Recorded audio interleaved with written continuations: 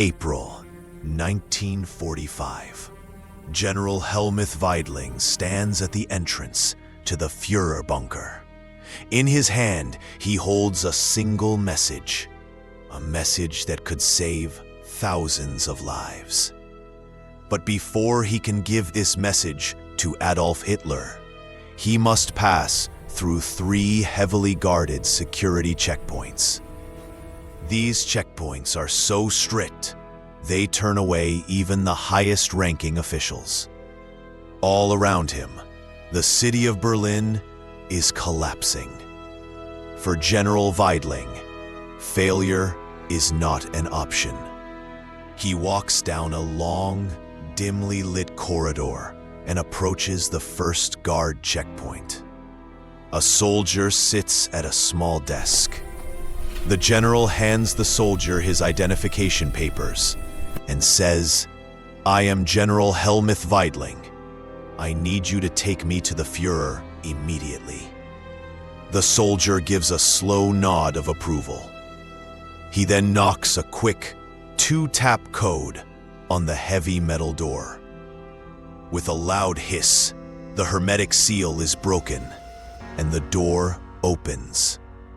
General Weidling steps inside. The first and easiest checkpoint is now behind him. But as he moves closer to Hitler, the security will only grow stricter. The general has just entered the first area, known as the Fuhrerbunker. Before he can deliver his urgent message, he must still get past 2 more checkpoints. Beneath him is a floor of concrete, 8.5 feet deep. Above him, a ceiling 9 feet thick. They are protected from bombs, yes, but inside, it is the terrifying thought of capture that creates a deep, intense fear. Meanwhile, American and British forces are racing through Western Germany. They are capturing critical cities: Munich, Nuremberg, and Hamburg. The Nazi position grows weaker every single day. Back inside the bunker, the first section holds a massive air purification system. It runs constantly, giving this underground city its breathing power and protecting it from gas attacks. Just down the corridor is the dining area, located right next to the kitchen. This is where meals are prepared for everyone, including Adolf Hitler's special vegetarian dishes. Next door is the storage and food pantry. But with the city completely surrounded, the commander, Weidling, knows the bunker's rations will soon run out. He moves down the hallway, focusing on the next security checkpoint. This is the entrance to the Führer's bunker, where Adolf Hitler and his most important Nazi leaders lived. Next to this area is the bedroom and lounge of Magda Goebbels, where she lived with her 6 children. This was the family of Joseph Goebbels, the Nazi propaganda chief and one of Hitler's most trusted men. Goebbels was known as one of the most violently anti-Semitic members of the entire party. Neighboring the Goebbels family quarters are the rooms for the guards and guests. This area housed Hitler's personal staff, which included his 3 secretaries, military personnel, bodyguards, and any temporary visitors.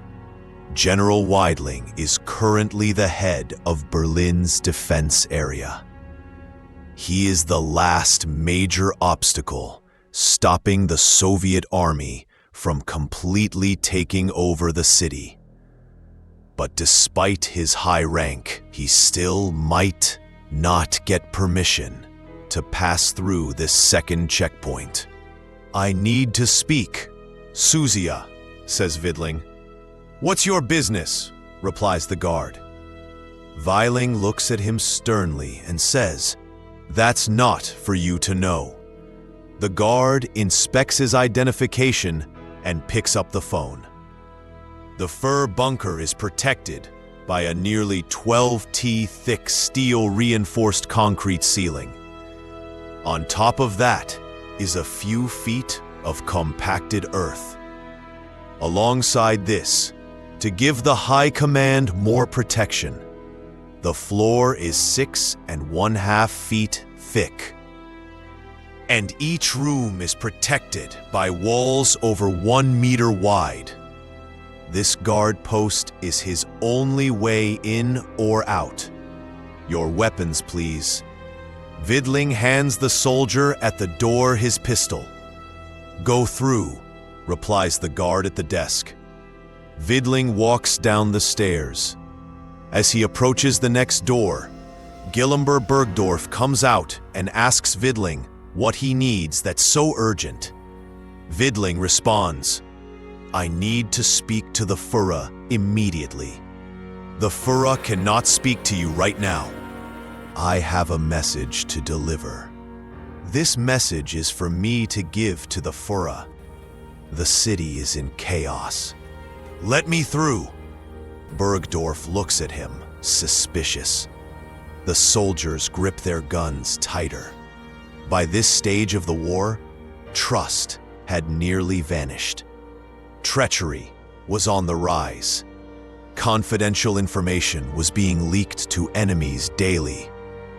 Vidling's letter could save thousands of lives, but he will not be let through this final checkpoint unless he can convince the guards of his extreme urgency. Suddenly, a large artillery shell hits nearby. The entire bunker shakes violently, and dust rains down from the ceiling. Vidling shouts, I must deliver this message. Seeing his chance, Bergdorf quickly grabs Vidling's arm and pulls him through the last security gate. As Vidling enters the Fuhrerbunker, the tension grows even stronger. Even though he has managed to pass all 3 checkpoints, Hitler has executed officers for delivering less extreme news. But despite housing the most important Nazis, the inside of the bunker is far from what you might imagine. Thick, damp air and the smell of mold stand between General Vidling and Hitler. The entire bunker was built underneath the water table. Because of this, loud generators in the room to his left work overtime, struggling just to keep the lights on. To the right is the typewriter's room. Young women sit at their desks. Just a week ago, they were busy transcribing orders and working diligently. But now, they sit completely still. The men look up, their eyes piercing through to the furthest room. A man begins walking towards them. This room was originally a staff bedroom, but it has been taken over by the man now approaching. Inside, there is a simple, single bed, a desk, and a closet. This man is Martin Bormann, Hitler's most trusted secretary. Bormann immediately knows that seeing Generals Vidling and Bergdorf standing together is not good news. They are huddled close, speaking in low, serious tones. Vidling explains the grim situation. Bergdorf agrees to fetch Joseph Goebbels, and Bormann agrees to get Hitler. They plan to all meet in the map room, where Vidling will break the terrible news. On the walls of this corridor, large paintings hang, still promoting the Nazi ideology that is crumbling to dust outside these very walls. This large corridor serves 2 important purposes. First, it connects the top command rooms, acting as a central space where military leaders gather to discuss their strategies.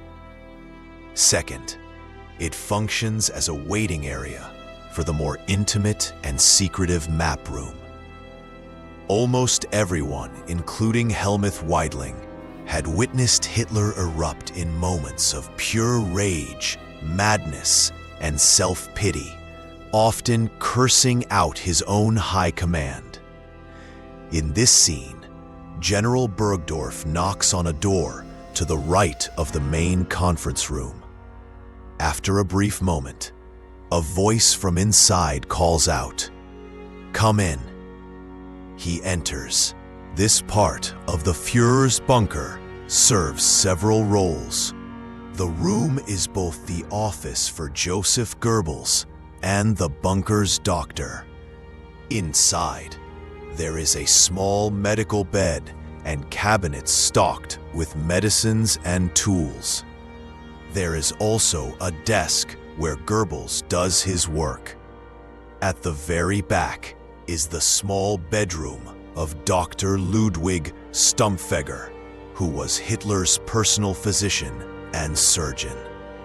His room contains only a small, cramped bed and a simple nightstand with a lamp.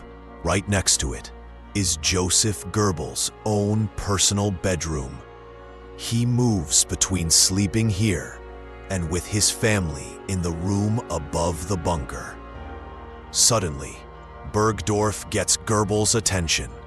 He tells him there is an emergency and that he needs to come to the map room immediately. Now, let's look across the hall. Opposite Goebbels' office, on the other side of the corridor, is Hitler's private section of the bunker. The first room is Hitler's office. He then walks into the next room. This is Hitler's personal lounge. A wide couch is placed against the back wall. In the corner, there is an oxygen tank. Hitler always kept one nearby because he had a fear of suffocating. In front of the couch is a small coffee table covered with papers. A thick, red rug lies underneath it. On the opposite wall is a small desk with some books. A large painting of Frederick the Great, Hitler's hero, hangs prominently on the wall. Hitler shared this living space with his loyal German shepherd, Blondie. To the left of this lounge is his partner, Eva Braun's bedroom.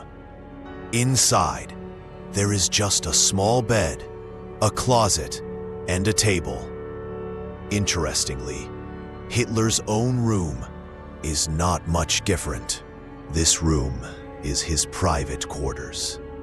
It has a slightly larger table with 2 chairs, a small bed, some cabinets, and a picture of his mother, which he would take with him wherever he went. The room also contains a large, imposing safe. Experts believe that instead of expensive belongings, this safe held sensitive documents. These likely included records of Nazi dealings with foreign governments and other highly classified intelligence. As this information was lost to history, the full truth will never be known. Suddenly, Orman informs Hitler that General Weidling has an urgent message. He says they both need to attend to it immediately in the map room. Inside this small war room, the decorations are sparse and functional. At its center stands a cold metal table. A large, outdated map hangs on the wall, showing the greatest extent of the now long-gone Nazi Empire. Weidling takes out a new map and spreads it out on the table. Whatever happens next is now beyond his control. Not too long before this, Hitler experienced one of the darkest moments of his life. His second in command, Heinrich Himmler, the chief architect of the Holocaust, had gone behind his back. Himmler had tried to negotiate a peace treaty with the Allies. Hitler found out about this secret negotiation through a BBC radio report. He raged at this betrayal, telling those still with him in the bunker that Himmler's actions were the worst treachery he had ever known. In a fury, Hitler ordered Himmler's arrest. He also commanded that anyone associated with the secret negotiations be shot on sight. Widling is deeply worried about the punishment he might face, even though his situation is very different from the others. A small crowd begins to gather as the remaining members of the High Command inspect Widling's map. Suddenly, Adolf Hitler walks into the room. At ease, he says. This is Widling's moment of truth. He knows this cannot possibly go well. The Soviets are achieving consistent major breakthroughs. Widling begins, his voice tight. We have been pushed back hundreds of meters from all major directions. They are now less than a kilometer away from this very bunker. He feels the room close in on him as he delivers the next crucial piece of information. And there is worse news, my Führer. Berlin will run out of ammunition within the next 24 hours. We have only a small number of bullets left. Airdrops are no longer reaching our defenses, and we have only a handful of soldiers remaining. Hitler does not interrupt him. He simply stares coldly at the map. Gathering his last bit of courage, Widling makes his suggestion. My Führer, I suggest we try to escape this city. We have already lost over 15,000 of our youngest soldiers. Hitler cuts him off sharply. That is what young people are for. Widling almost stutters. He goes for his final, desperate move. I have already drafted an order. We can begin the escape immediately. All we need is your signature. At this very moment, Joseph Goebbels speaks up. What you are suggesting is a fantasy. The Führer cannot simply run away. Widling's heart beats rapidly. Sweat forms on his forehead. Everyone in the room knows the truth. The once almighty leader is no longer the commander he once was. Over the last few weeks, he has become delusional. He refuses to believe that victory is impossible. He speaks one last time. Gentlemen, we will not leave Berlin. Reach out to the generals outside the city. They will be able to deliver the decisive blow to the Soviets. Then, he stands up and exits the room. Widling is left standing in silence. On April 30th, 1945, Adolf Hitler was found dead. He was alongside Eva Braun, whom he had married in that very conference room less than 40 hours earlier. Hitler's valet, Pinsinga, was the first to discover the scene. While looking for Hitler, he smelled gunpowder in the damp air outside the living quarters. But he could not enter the room. The door was locked. He immediately called for Bormann. The two men then kicked open the heavy door and stared at the grim scene inside. With resources running dangerously low, the SS guards carried both bodies up to the Reich Chancellery Garden through the bunker's emergency exit. There, in a shallow shell crater, they hastily buried Hitler's body. They siphoned gasoline from abandoned cars nearby and set the remains on fire. Once the flames died down, they covered the leftover ashes with mud and dirt to hide them completely. In the hours that followed, several high-ranking Nazi officials in the bunker chose to take their own lives rather than surrender. This included Joseph Goebbels, the Minister of Propaganda. The man who had manipulated an entire nation first laid his 6 innocent children to rest. Then, he and his wife, Magda, ended their own lives. General Weidling, however, decided to surrender, hoping to save the lives of the soldiers under his command. On May 2nd, he ordered the last defenders of Berlin to lay down their weapons. Yet, without this information, isolated groups of German troops continued to fight until the final unconditional surrender on May 7th. The bunker that once housed Nazi Germany's leaders was later blown up in the post-war years. Because of its incredibly strong design, some parts of it still remain today, dismantled and abandoned. The man responsible for the deaths of millions was left in an unmarked grave. And the site of that grave today? It's nothing more than a simple parking lot.